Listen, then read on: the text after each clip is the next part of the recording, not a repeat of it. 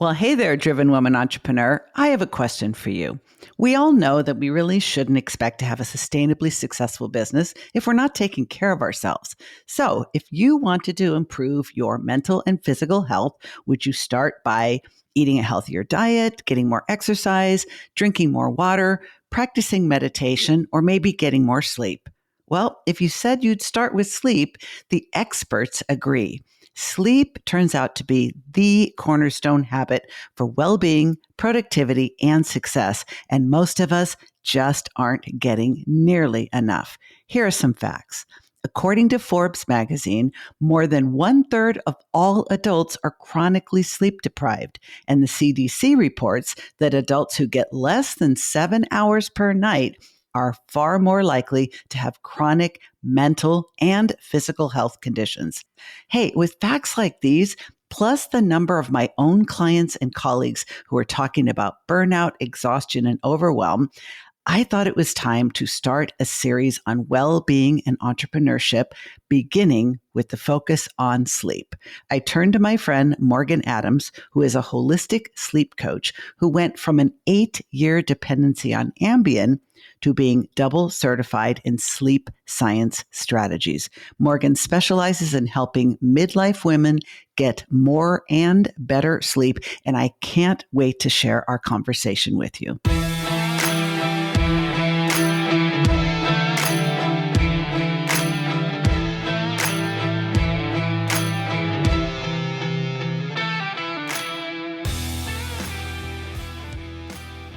Morgan, one of the things that you and I agree on, of the many things we agree on, is how important sleep is. I mean, that's what you do for a living. And I talk about it a lot on this podcast and with my clients. But let's get specific. Why is sleep so important? Yes. Well, people like to talk about the three pillars of health: sleep, movement, and nutrition.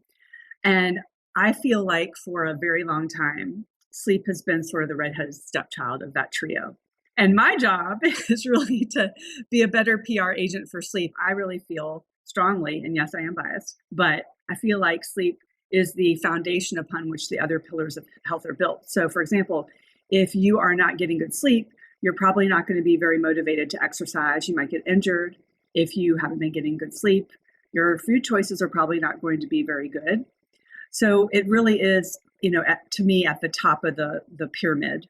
But to answer your question more specifically, there's a whole slew of things that sleep helps with. So there's chronic disease prevention. It's helping with our cardiovascular system. It's helping prevent infection, injury. It's helping us with memory consolidation and emotional regulation. It's helping with our hunger hormone balance. And then something that I don't think people talk enough about is how it helps us in a social way. And what I mean by that is when you are well slept, you are more apt to be empathetic. You're more apt to be willing to solve conflict. And those things are extremely important, that we don't touch on upon enough. I think that the physical aspects of sleep are talked about a lot, and they are very important. But if we're in a work relationship or in our family or our friends, like we can all identify, like if we've had a bad night of sleep, we're kind of not as nice the next day to the people in our environment. So if people were getting better sleep overall, I just feel like the world would be a more harmonious place for sure. And who doesn't want that? This is fascinating because everybody is familiar with the expression getting up on the wrong side of the bed. Everybody knows. I mean, no one would debate the fact that if you haven't had a good night's sleep or enough restorative sleep or enough high quality sleep, you're going to be crabby, cranky, irritable, short-tempered, silent, whatever your particular way of presenting with that is. But I don't think I've ever actually thought about the flip side, which is, and if you do get enough sleep, you're going to be more empathic. You're going to have better social relatedness. You're going to be more present. You're going to be more available. It makes perfect sense. I just don't think I ever thought about it that way. Yeah. Well, I think it's a good way to look at it, Diane, because we have a lot of scare tactics out there with sleep. You see a lot of scary headlines, if you're sleep deprived, this is going to happen, that's going to happen. And I feel like that's not a very motivating way to approach people with a aspect of change. So I think if you can flip it, like you just said so beautifully, if we can focus on the benefits and like how awesome we can feel, I think it's going to be more of a motivator for people if they are maybe not prioritizing sleep, for example. I wish that I could agree with you 100%, but since we both studied human nature as much as we have, unfortunately, most people do seem to be more motivated by the stick than the carrot. I would like to think that's changing. I would like to think that just knowing you could be a better person would be enough to get people to sleep more. But hey, we do what we can to influence them. One thing I have noticed, though, is that women tend to have more sleep issues than men. I'm sure there's all kinds of reasons for that, not the least of which is that we have more complex lives. We tend to take on more roles and responsibilities. And then we have the whole hormonal situation. But what else is there in addition to that? You're spot on. Women are more apt to have sleep issues. We're about 50% more likely to have insomnia and sleep problems. And so you did hit on one of the major points, hormones. From teenagehood, through menopause, our hormones are in flux, and that influences sleep. We're also, as women, more prone to anxiety and depression, and those both leave us more prone to or vulnerable to sleeping issues. And then really the last main issue is a sociocultural issue. And so what that means is women are carrying so many roles in our society that it does create stress. We're constantly juggling. And so I'll just, I've worked with a lot of midlife women. And so when women are in midlife, quite often they are still raising children at home. And they've got kids at home they're responsible for. And then on the other end, they have parents who are aging and they're responsible for those parents. So they're sort of like a sandwich generation. And then a woman in midlife potentially is at the height of her career game, and she's got a lot of demands on her from the work angle. So all of those conflicting roles and pressures can actually influence their stress level and anxiety, which influences their sleep, unfortunately. No, it's absolutely true. It's supposed to be the time of your life where you've got everything dialed in, but the more roles you have, the more stressors you have. It makes complete sense. And I need to get the updated statistics on this, but several years ago, I've been quoting that over 40% of women at midlife are either on antidepressants or anti-anxiety meds or both. I think a whole lot of them are also on sleep meds. So I know that you have a history with Ambien, and I have a little Ambien story I can share as well. But what are your current thoughts about sleep medication? Because there's going to be plenty of people that are going to say, I'm not going to work with a sleep coach. I'm just going to get a prescription. What do you have to say to them? So yes, you're right. I was on Ambien for 8 years. I was psychologically dependent on it. And really, I do admittedly come at the sleeping pills conversation with somewhat of a bias because my experience with the sleeping pills wasn't good. They did help me to get to sleep a little faster as advertised. But the next day, I had so much grogginess and I was just so foggy headed that it actually impacted my performance at work because I wasn't really fully awake until about noon, close to noon. And I know so what I found out, most recently, just by studying sleep, is that in 2013, the FDA forced the makers of Ambien to change their dosing requirements for women and lower them because essentially what was happening is up to this point, women were being overdosed on Ambien.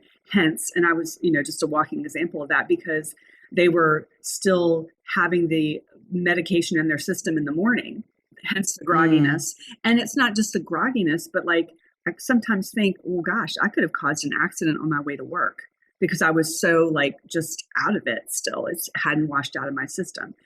So there are some issues with the side effects for a lot of people. About 80% of people have the same side effects: grogginess, trouble waking up, trouble focusing. But it's not a complete, terrible situation with the sleeping pills because they do have their place in some instances, in my opinion. And that is when you do have some kind of a tragedy in your life. You've had a death or divorce, a job loss, and you really need something in the short term to help you get to sleep. The problem is when primary care doctors prescribe the pills and they don't really give the patient an exit strategy. They just keep refilling them Yeah. and refilling them. When you look at the package insert for the sleeping pills, you'll clearly see it says they're meant to be short-term use only, up to like maybe 3 to 4 weeks. But that's unfortunately not how they're being used these days. And I don't completely fault the doctors, because they mostly in the United States have not had adequate training in sleep science. They get on generally about 2 hours of sleep science education in medical school, which is a little bit strange to think, because we're spending a third of our lives sleeping, right? They're getting more training on something like diabetes, for example, which doesn't affect everyone, right? Sleep affects everybody. And so wouldn't it make sense that they would have more of a knowledge base? We have work to do, Diane. We do. No, oh my goodness. There's so much I could say about this, but I have so many other questions to ask you. I mean, it does not surprise me that women were being overdosed and that it took them a while to figure this out. I was not on Ambien nearly as long as you were, but I was going through a very stressful period in my life. My doctor gave me the prescription. It did help me sleep. I was absolutely groggy the next day. I felt like I had a terrible hangover without the headache. But what finally pointed me towards the fact that this was doing things that were not intended is my husband's from Germany. His family sends him these wonderful Swiss chocolates a couple of times a year. They send a whole bunch of them, and he eats them very slowly over time. I'm not so much into chocolate, so generally they're his. But during the time that I was on Ambien, the supply of these chocolates were disappearing. And he said, if you want to eat the chocolates, Di, just ask me. I said, I'm not eating your chocolates. And he gave me that look, and I said, I don't appreciate what you're implying. Why are you doing this? And he said, Diane, who else lives here? Who else would be eating them? You think someone's breaking into our house at night and just going for the chocolates and leaving everything else? I was so butthurt, Morgan. And I started thinking, where the hell are these chocolates going? Well, guess what? I started finding the wrappers at the very bottom of our trash receptacle. So I thought, whoever's eating these is trying to hide the evidence. We happened to have a part-time cleaning lady at that time, so I thought maybe it was her. Anyway, long story short, it was me. I was getting up in the middle of the night, eating an entire bar of chocolate that I don't really even like, and hiding the evidence, and then going back to sleep and having no memory of any of it. And I thought, oh my gosh. Then I started doing a little research, and I'm sure there's plenty of stories out there. People sleepwalking, sleep talking, sleep shopping, getting in their car and driving places under the influence of Ambien and having no recollection the next day. That is dangerous and scary. Very, very much. And I had eating episodes similarly to what you're describing as well. I had a little more recollection about it, but certainly that was happening in my house. Interestingly, though, in 2019, because of these issues, they gave that class of sleep medications a black box warning, which is a serious kind of, I don't want to say slap on the wrist, but it's a warning to consumers that things could happen that you don't want to happen. And yeah, I mean, we didn't get damaged by our chocolates, and maybe our sleep got disrupted from eating that late, perhaps, but what if we'd gotten in a car? I mean, we might not be here today. I mean, it's an extremely scary scenario to ponder on. So I'm glad you didn't do anything. Well, yes, me too. I mean, I gained a little weight, but hey, it could have been way worse. But speaking of waking up in the middle of the night, even if you're not on Ambien and you're not waking up in the middle of the night to eat chocolate, most women I know, especially those midlife and beyond, find that they can fall asleep okay. So I know there's primary insomnia, just difficulty falling asleep, and then secondary insomnia, difficulty staying asleep. And a lot of the people I know, they fall asleep fine, maybe because they're exhausted from their life. And then somewhere between 1 a.m. and 3:30 a.m., very predictably, they're waking up, and then they either toss and turn or just can't get back to sleep. What is the cause of this? It's so annoying. It is probably my number one most talked about, worried about issue with my clients is those middle of the night awakenings. But I do want to just say, though, that we need to normalize middle of the night awakenings. And here's why. It's because when you look at our sleep cycles, we have, five or six during the night. It is actually very normal for us to have a brief awakening after each sleep cycle. And it's really evolutionarily designed to help us scan for safety. So oftentimes we wake up so briefly that, and our scan around the room is so brief that we don't even remember we're awake. So for a healthy adult, up to 12 times having a brief awakening at night is normal. So I just want to kind of normalize the fact that you're not broken if you have an awakening. And as we get older, those awakenings happen more frequently. It's just part of our sleep architecture changing as we age. So let's normalize that. However, yes, they are annoying as hell. I will attest. A few reasons why that happens. Often we are dealing with blood sugar issues. So for example, our blood sugar could tank at that time of night. And the consequence is rising cortisol and adrenaline level, which wakes us up. So one solve to that is to have a very small snack about an hour before bed that consists of a protein, a carbohydrate, and some fat. So like half a banana with some almond butter. That could potentially stave off an awakening. You'd have to kind of test this for yourself. Second reason that's common for these wake ups is people are too hot.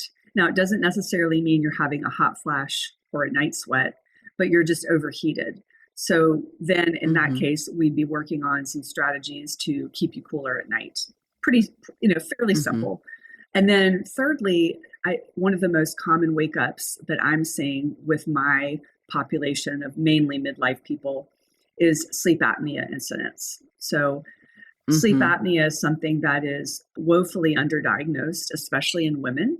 So quite often we think of somebody who has sleep apnea as like the Homer Simpson on the couch, middle-aged guy with a big belly snoring on the couch, making a racket, right? But we have definitely a lot of women who are in midlife who don't fit that kind of physical criteria having sleep apnea episodes. And when we are in midlife as women, our sleep apnea incidence rates match those of our peers, our male peers. Okay. So we need to be very cognizant of this. And, the fix for this is getting a sleep study or getting your sleep breathing measured, talking to your doctor. And I will tell you that sometimes in my experience, women have to push for this because sometimes doctors will look at us and if you're not overweight, if you're in shape, and they'll be like, "Oh, you don't have sleep apnea. You're athletic. You're not overweight." You have to keep pushing sometimes because you may not meet the quote criteria for getting a screening. So long-winded answer, but there are several reasons why. Those are just a few of the most common ones I see. I think that though the key takeaway when you are having an awakening at night is to try not to panic. Often what we do is we start to worry about the fact that we've awoken, and that worry and that anxiety actually perpetuates us being awake. So it's interesting with our brain when we wake up in the middle of the night is mainly working from our amygdala. We're not really in a very rational spot with our brain in the middle of the night. And so I can attest personally, I've had some of my most drastic thoughts at night, just catastrophic thoughts, quite honestly. And I wake up in the morning and I'm like, I actually thought that when I woke up at night. That's crazy talk. That's crazy talk, So really understanding that I think can be helpful to people to just remind themselves they're not quite thinking rationally, and for whatever they're thinking about, let's postpone thinking about that until the morning when we're operating from more of a rational vantage point. That's absolutely fascinating. I think I'll have to go back and think about that. Like my most irrational thoughts, when do they tend to occur? And you're right. And also because I've had sleep difficulty at different stages of my life and different circumstances. And I definitely recall that waking up in the middle of the night and not being able to get back to sleep before I sort of realized, okay, this is not catastrophic. This is not a life threatening condition. I would start to panic and then start thinking, oh my God, it's 3 o'clock in the morning. I have to get up at 6 a.m. I've got a big day ahead of me. That means I'm only going to get, and I start calculating how much sleep I got versus how much I was supposed to get. And I'm literally working myself into a state of total aggravation. So, of course, there's no chance of going back to sleep after Right. that. And yeah, Right? It did yeah. not And help. another thing you mentioned, this is something that a lot of people do. I did it myself when I had insomnia, is having a clock next to your bed. Because what Yeah. you'll end up doing, I did this a lot, is I'd look at the clock and go, oh shit, I've only got this many hours until I have to wake up. And then you're like, Yes. you're kind of, it just, again, kicks that anxiety and stress into gear, which in turn makes it more difficult to fall back to sleep. So I tell my clients, get the clock out of your bedroom, because when you wake up in the middle of the night, it doesn't Yes. matter what time it is. It's still the middle of the night. That's all Yeah. you need to know. Yeah. Yeah. You do not need to know that it's 3:21. No. You really don't. That information at that time is irrelevant, unnecessary, and probably harmful.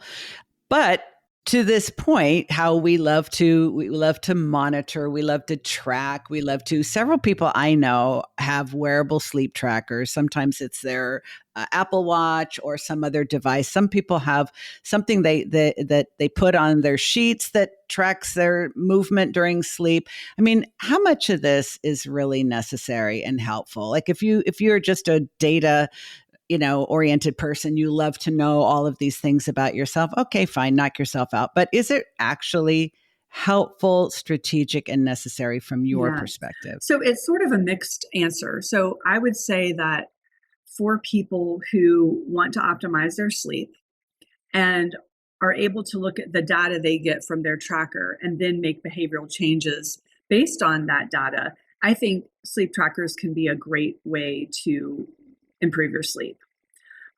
However, there are some people out there, and most of my clients actually have insomnia. So people who have Yeah. insomnia or anxiety about their sleep, I would definitely not recommend them using a sleep tracker, because what ends up happening a lot of the time is they see the amount of deep sleep or the amount of REM sleep and they start to panic, like, oh my God, I didn't get X, Y, and Z.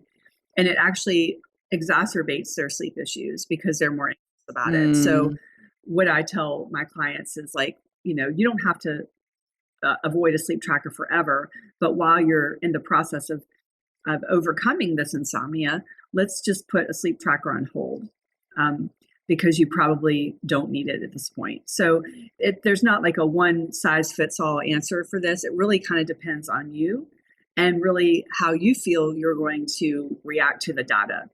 A lot of people will use a sleep tracker. I'm wearing one myself. I mean, I wear it, every day, and I do check in on it every morning, kind of a part of my ritual. But if you don't want to hmm become too focused in on the data, what you can do is wear the ring and then once a week look back on the data to kind of get a more mm, generalized view. So essentially, you're not looking at each day's headlines, you're kind of looking at the generality of your sleep in totality, because that's what you really want to focus on, is like, over time, is my sleep improving, month to month, year to year. You don't want to get tangled up in the minutia, which a lot of people can do if they're looking at it every day. absolutely. And that's true of whatever you're trying to change in your life, whatever metrics you're trying to move, losing weight, being more physically fit, cutting back on alcohol, whatever it is. Paying too close of attention to the data is usually not helpful and also not necessary. And to your point, why are you tracking? Are you tracking because it's a cool thing to have? Are you tracking because you just feel like you need to know day to day to day? It's not going to change that fast. What are you going to do with that Right. information? That I think makes a Yes. lot of sense. If you're not going to do anything different with that information, it is probably a source of unnecessary suffering and stress to Yeah, know. I would agree with that for sure. Hey friend, it's Diane. I hope you don't mind me interrupting this terrific interview to bring you a brief special announcement. For the last several years since I've developed the Boss Up Breakthrough Framework, the only opportunity people have had to work with me is to go through the full 12-week program. We meet every week, and it's several $1,000s. But I realize that there are many people who love to work with me who don't need, don't want, or maybe can't afford 12 full weeks of coaching.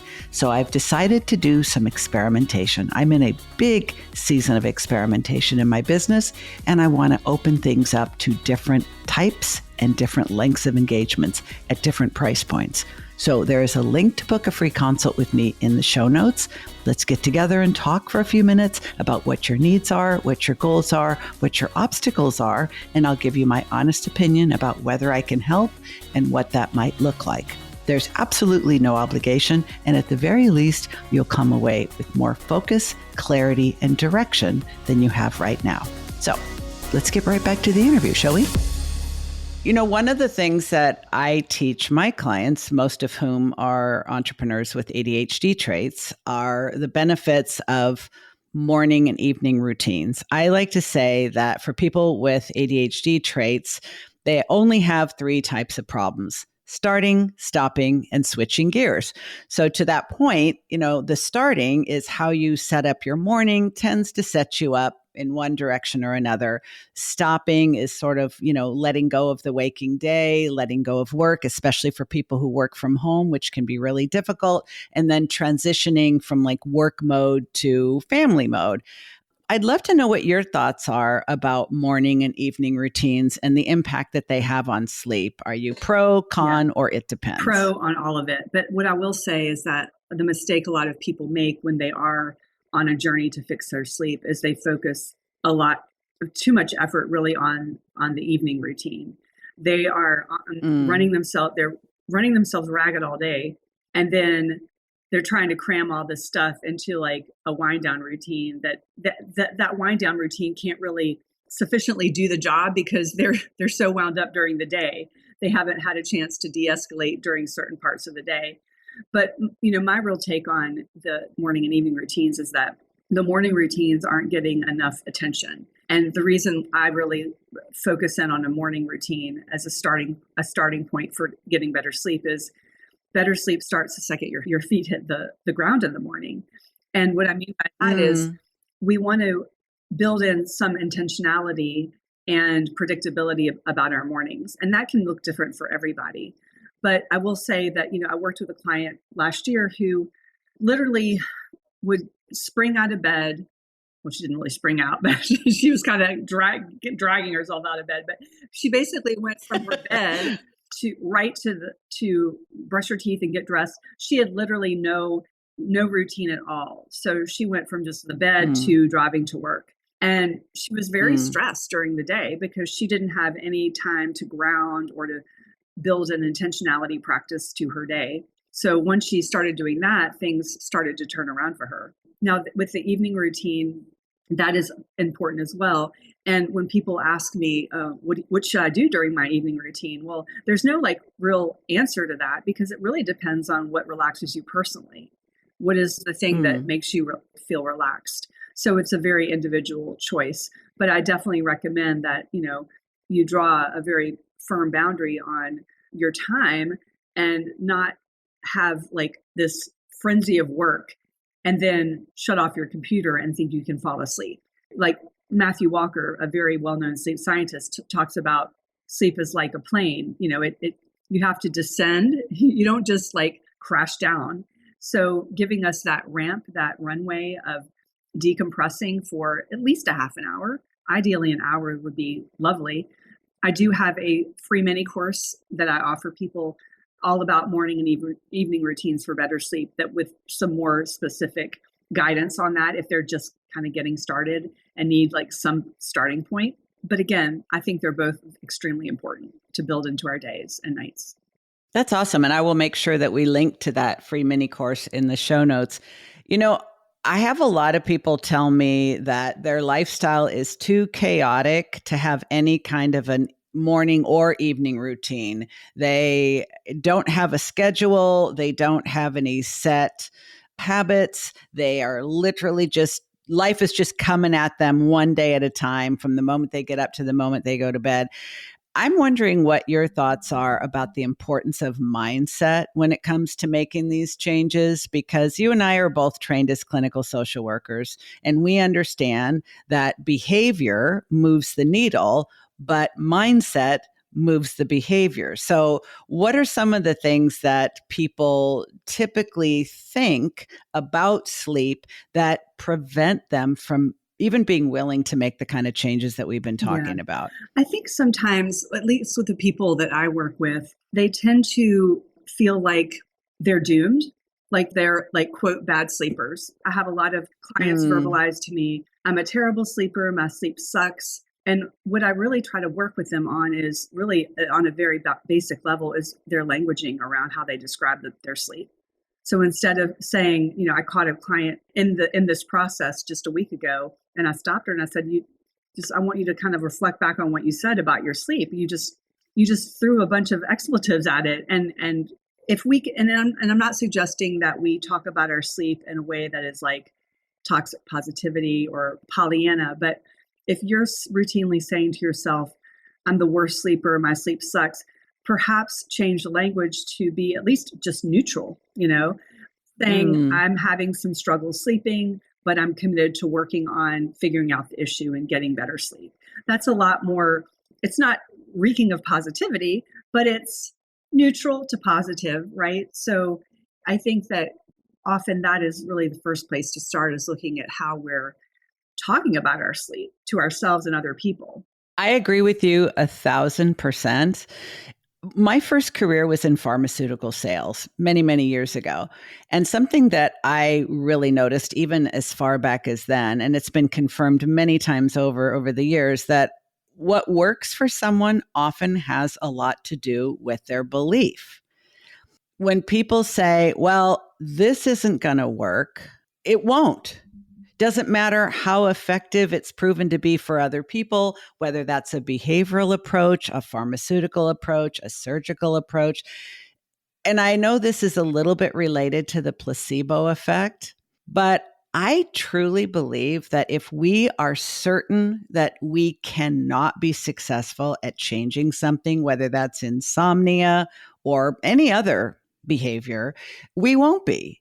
So I think that the obstacles that we oftentimes have to overcome are willingness to believe that we can change the situation. And certainly, as you describe someone who says, I'm a terrible sleeper, that goes all the way to identity. That's not even saying I'm having trouble sleeping. I don't seem to be able to sleep. I've had decades of sleep problems. I'm a bad sleeper. That's an identity issue. Yeah. I don't think our brains will even let us negotiate with identity. Yeah. That's really hardcore. And another thing is I don't even use the word insomniac anymore. Well, I just used it, but I don't refer to my clients as that.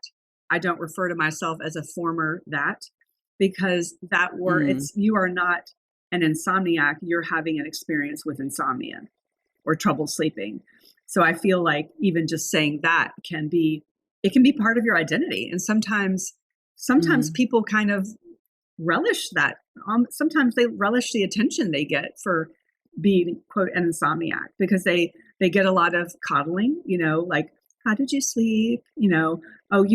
Let me just not give you that assignment at work because you probably didn't sleep. So sometimes there's like a secondary gain. I don't run into this a lot, quite honestly, with my clients, but there are people out there like that, it has become their identity, as being a bad sleeper.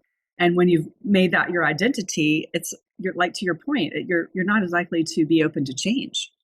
Yeah, I can't imagine someone who overly identifies with being an insomniac or a bad sleeper, that's become an identity and they are getting secondary gain from embracing that. I can't imagine them being someone who would decide to work with you, because you won't indulge that for 1 minute. No. Right? They wouldn't get the desired results. Right. These are the people from you're right. These are the people who are on insomnia Facebook groups commiserating with their fellow insomnia folks, passing along bad Mm, tips. What's the latest supplement? It's just they're now in a community that's not mm. necessarily uplifting, but more like I've got worse sleep than you. Let me show you right now. I'm the worst sleeper in this group, guys. I see it happening. Everybody's got to be good at something. Yeah, I see it happening. It's like an awful experience sometimes to hop on these groups, but I do it just because I kind of want to keep my finger on the pulse of what's going on and really understand a certain type of person who has insomnia. Yeah, it's nerve-wracking to see it, but That's the dark side of social media, yes. that such groups exist. Yes. But in truth, we can only help the people that are ready to be helped. And because I work predominantly with business owners with ADHD traits, many people with ADHD have a lot of trouble sleeping for all kinds of reasons that we don't need to go into. But one of them is many people have a hard time sort of getting fully awake in the morning. And then they stay up too late to catch up because they haven't had enough productive hours. And it becomes kind of a relentless cycle. But in helping people who aren't getting enough sleep or helping people try to get better quality of sleep, a lot of people want to know, okay, what's the minimum amount of sleep I can get? And how many hours of sleep do I actually need? I know it's not that simple, but if we're talking about quality versus quantity, what should people be shooting for if they don't have sleep problems, but just regular people who want to know that they're getting Yeah. enough? So the National Sleep Foundation does recommend 7 to 9 hours of sleep for adults 18 to 64. However, when you look at their fine print of those recommendations, you'll see that they say anywhere from 6 to 10 hours may be appropriate. So that's quite a bit of Hmm. latitude. However, what we do know is that there's only about 3% of our population who is able to function properly on less than 6 hours of sleep. So all those people, you've probably stumbled across these people many times. They're like, yeah, I'm good with 5. Like I'm totally good. I'm great. Or Or 4. four. I've heard And four yeah, I too. mean, Yeah. and so unless they're part of that 3%, they're honestly kind of fooling themselves. But the quality issue is so important because I would rather see someone get 6 hours of quality sleep than 8 hours of broken, disrupted sleep. They actually did a study recently of thousands and thousands of people. It was one of those retrospective cohort analyses where they showed that if you're looking at life expectancy, there was a higher life expectancy when people had 6 hours of consistent sleep versus 8 hours of inconsistent and interrupted sleep. So that's actually pretty good news for people who at some point, like there are people out there who are, they're in a place where it's hard to actually carve out the hours to sleep and they're feeling guilty that they're not getting 8. Mm. But if you can devote that 6 and you're making sure that it's consistent and, as uninterrupted as possible, you're in a pretty decent spot overall. So we really want to build that consistency into the equation versus just focusing on the numbers because the number doesn't tell the entire story. I hope you're not going to tell me that this is wrong, but I usually advise people to try to keep a consistent sleep routine 7 days a week, rather so that they're going to sleep around the same time, getting up around the same time every day of the week instead of, getting more sleep on the weekend to catch up or less sleep on the weekend because they're out doing things and staying up late. What are your thoughts about the importance of consistency in terms of what many people call sleep hygiene and sleep Yeah, scheduling? I'm a huge proponent of having that consistent wake time. We have shown the data shows that we are really in a better spot when we have that consistency. In fact, they did a study where they showed that women who had over 90 minutes in variability in their sleep and wake times had more body fat than women who had 60 minutes or less of variability in their sleep wake times. So it affects us it affects our circadian rhythm, our metabolism. But the most important thing to that discussion is the wake time. So I'm very, very much a proponent of having a very consistent wake time every day of the week because your brain doesn't know the difference between a weekend and a weekday. So Exactly. when you have the consistent wake time, what it does is it acts like an anchor. So when we've woken up, we have about 16 to 17 hours of sleep pressure, a sleep pressure chemical called adenosine building up in our brain. And if that 16 to 17 hour point is when we're sort of at our kind of max, we have to release that sleep pressure, and that's when we start to get sleepy. So if you're getting up at the same time every morning, you're fairly likely to become sleepy around the same time every night. So, ideally you would want to go to bed within, like, I would say, a 1 hour window. The problem with very strict bedtimes, especially for people with insomnia, is that, well, what if you're not sleepy at 10 o'clock, your normal bedtime? Well, okay, if you're not sleepy, Right. just kind of wait for that wave of sleepiness to hit you and then go to bed, versus lying there for 2 hours trying to become sleepy. You just can't will yourself to sleep. No, that makes sense. And I think, if people are listening and thinking, okay, I know I'm not getting enough sleep. I know that my sleep habits are all over the place. I know I haven't made this a priority.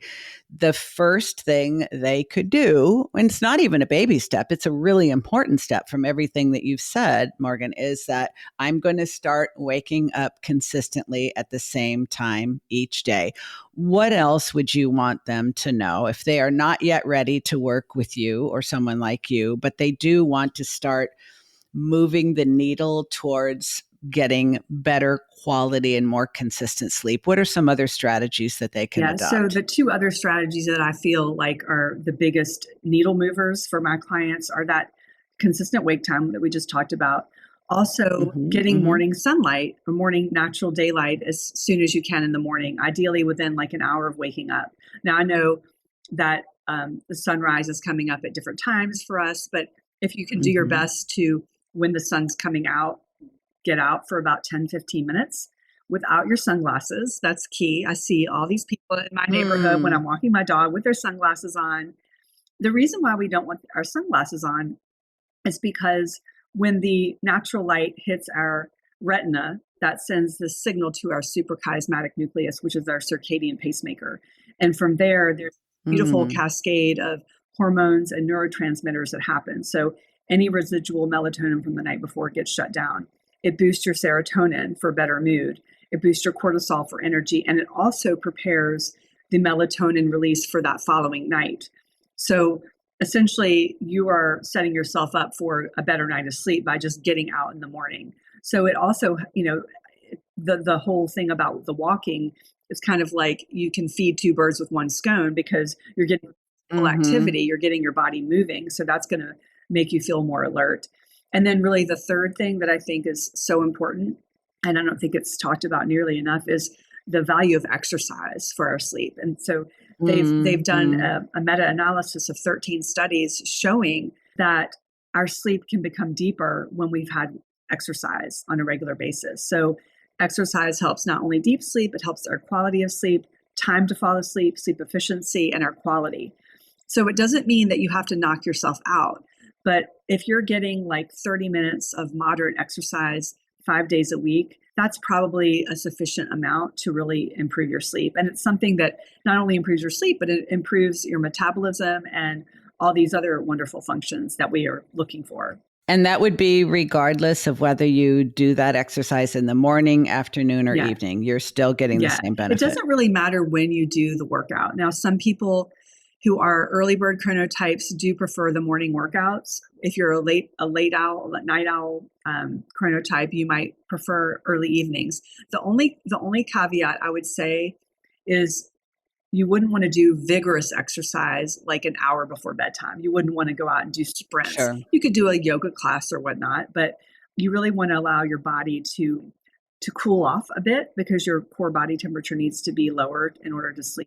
You don't want your cortisol increased right before sleep. So you just have to kind of dial back the real intense work, an hour before bed.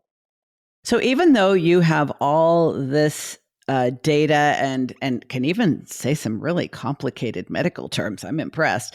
It's not this. It doesn't have to be so hard. Like what you're saying is very practical, common sense, and the benefits are enormous. Yeah.